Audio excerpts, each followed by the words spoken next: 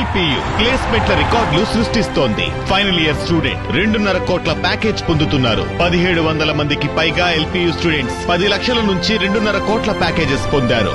విద్యా విప్లవం ప్రారంభమైంది లవ్లీ ప్రొఫెషనల్ యూనివర్సిటీలో. ఇస్మాయిల్ ప్రస్తుతం దీనిపైన వార్నింగ్ ఇచ్చిన పరిస్థితి కనిపిస్తుంది. ఇంకోవైపు ఈ సినిమాకి సంబంధించి తన అధికారం మొత్తాన్ని వాడుకుంటున్న పరిస్థితి కూడా కనిపిస్తుంది. ఎలా చూడొచ్చు దీన్ని? పవన్ కళ్యాణ్ నిన్న రాత్రి నుంచి ఈరోజు సాయంత్రం వరకు 3 సార్లు స్పందించారు. నాకు తెలిసి ఆయన ఉప ముఖ్యమంత్రి అయిన తర్వాత రాష్ట్రంలో చాలా సమస్యలు వచ్చాయి. చాలామంది మహిళల మీద దాడులు జరిగాయి. చాలా పెద్ద ఎత్తున తొక్కిసలాటలు జరిగాయి. చాలామంది చనిపోయారు. కానీ ఒకే ఘటన మీద ఒక డిప్యూటీ సీఎం 3 సార్లు 24 గంటలలోపు స్పందించినటువంటి ఏకైక అంశం బహుశా ఇది కావచ్చు. డెఫినెట్గా ఆయన నిన్న ఫస్ట్ తన మంత్రి ఉన్నటువంటి కందుల దుర్గేష్తో ఒక ప్రకటన చేయించారు. ముఖ్యంగా ఏదైతే థియేటర్ల బంద్ జరుగుతుందో దాని వెనకాల కుట్ర ఉంది. పవన్ కళ్యాణ్ సినిమా హరిహర వీరమల్లు వస్తుంది కాబట్టి కుట్ర చేసి కొందరు థియేటర్లు ఆపుతున్నట్టుగా అనుమానాలు ఉన్నాయి. దీని మీద మేము హోం సెక్రటరీతో మాట్లాడి విచారణ చేస్తామని చెప్పారు. ఆ తర్వాత ప్రకటన తర్వాత మళ్ళీ ఈరోజు కందుల దుర్గేష్ స్వయంగా మాట్లాడారు. తను చెప్పినటువంటి ప్రకటన సంబంధించినటువంటి సారాంశం చాలామందికి అర్థం కాలేదనుకుని ఆయన డైరెక్ట్గా ఈరోజు మాట్లాడి మేము దీని మీద విచారణ చేస్తాము, దీని వెనకాల కొంతమంది కుట్రలు చేస్తున్నారని చెప్పారు. ఆ తర్వాత పవన్ కళ్యాణ్ డైరెక్ట్గా కందుల దుర్గేష్ చెప్పింది సరిపోదలేదని పవన్ కళ్యాణ్ ఆఫీస్ ఒక నోట్ విడుదల చేసింది. దాంట్లో తన సినిమాను అడ్డుకునేందుకు కొందరు ప్రయత్నం చేస్తున్నారని, దీనిని తాను రిటర్న్ గిఫ్ట్గా తీసుకుంటున్నానని డైరెక్ట్ ఒక హెచ్చరిక, ఒక వార్నింగ్ ఆయన ఇవ్వడం జరిగింది. సో డెఫినెట్గా పవన్ కళ్యాణ్ తన సినిమా కోసము తన అధికారాన్ని, తన ఉప ముఖ్యమంత్రి హోదాను, తన మంత్రులను మొత్తాన్ని ఇక్కడ ఏ విధంగా వాడుతున్నారో చాలా స్పష్టంగా మనం చూడొచ్చు. ఈరోజు పవన్ కళ్యాణ్ చేసినటువంటి వార్నింగ్ కావచ్చు, లేకుంటే ఇండస్ట్రీలో గత 24 గంటల నుంచి 3-4 కీలకమైనటువంటి ప్రొడ్యూసర్లు, డిస్ట్రిబ్యూటర్లను టార్గెట్ చేస్తున్నటువంటి విధానం కావచ్చు. నేను పేర్లు చెప్తున్నాను.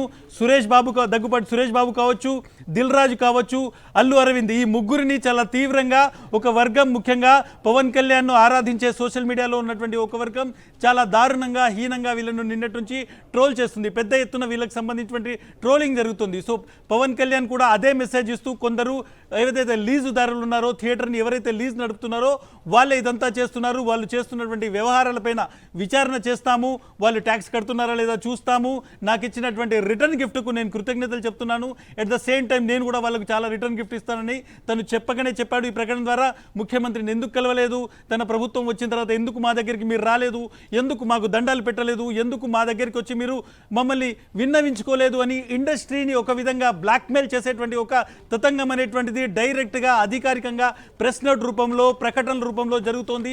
తెలుగు సినిమా ఇండస్ట్రీని, ఆంధ్రప్రదేశ్లో ఉన్నటువంటి డిప్యూటీ సీఎం ఇండస్ట్రీ నుంచి వచ్చినటువంటి వ్యక్తి ఏ విధంగా హరాస్ చేస్తున్నారు, బెదిరిస్తున్నారు అనేటువంటిది బ్లాక్ అండ్ వైట్లో కనిపిస్తున్నటువంటి ఒక పెద్ద సీన్, పెద్ద డైరెక్ట్గా కనిపిస్తున్నటువంటి ఒక నిజం. సో డెఫినెట్గా ఇండస్ట్రీ ఏ విధంగా దీని మీద రియాక్ట్ అవుతుంది, కొంతమందిని టార్గెట్ చేసినటువంటి మీద ఏ విధంగా దీని గురించి మాట్లాడతారో చూడాల్సినటువంటి పరిస్థితి. సో డెఫినెట్గా పవన్ కళ్యాణ్ తన సినిమా కోసం ఎంత ఎక్సైటెడ్గా ఉన్నారు, సినిమా కోసం తన రాజకీయాల్ని, ప్రభుత్వాన్ని, తనకు సంబంధించినటువంటి మొత్తం మెషినరీని ఏ విధంగా వాడుతున్నారో చాలా స్పష్టంగా క్లియర్గా ఇక్కడ అర్థమవుతోంది. కార్తిక్ అండ్ ఇస్మాయిల్, గతంలో సినిమా ఇండస్ట్రీ నుంచి వచ్చిన వాళ్ళు కూడా ప్రజాప్రతినిధులు అయినప్పటికీ కూడా ఈ రకమైన ధోరణి కనిపించిన పరిస్థితి ఎక్కడ లేదు. బట్ ఓన్లీ పవన్ ఎందుకు ఈ ఒక్క విషయం పైన ఎందుకు అంతలా సినిమా ఇండస్ట్రీలో కావచ్చు, అధికారంలో కావచ్చు, సమాజంలో కావచ్చు, మెచ్యూరిటీ అనేటువంటిది మనం చేసేటువంటి పని ద్వారానే ప్రతి ఒక్కరికి అర్థమవుతుంది.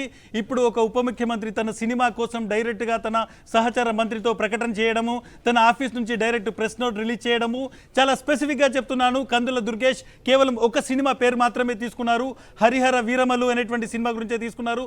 ఒకవేళ ఆయన సినిమాటోగ్రఫీ స్థాయిలో మాట్లాడాల్సి ఉంటే, ప్రజల సమస్యల గురించి, లేదంటే అక్కడ ఉన్నటువంటి డిస్ట్రిబ్యూటర్ల సమస్య గురించి మాట్లాడాల్సి వస్తే సినిమా ఇండస్ట్రీ గురించి మొత్తానికి మాట్లాడాలి. కానీ ఒక సినిమాకు పరిమితం కావడం అనేటువంటిది కేవలం తన స్వామి భక్తిని చాటుకోవడం కోసమే కందుల దుర్గేష్ మాట్లాడారు. ఆయన ద్వారా ఆ పలుకులు ఎవరు పలికించారనేది చాలా క్లియర్గా తెలుసు. పవన్ కళ్యాణ్ ఆఫీస్ డైరెక్ట్గా డిప్యూటీ సీఎం హోదాలో ఉన్నటువంటి ఆఫీస్ను తన సినిమా కోసం వాడుకోవడం అనేటువంటిది ఎటువంటి మెసేజ్ని ఇస్తుందో చాలా స్పష్టంగా అర్థమవుతుంది. Karthik, right, thank you Ismail.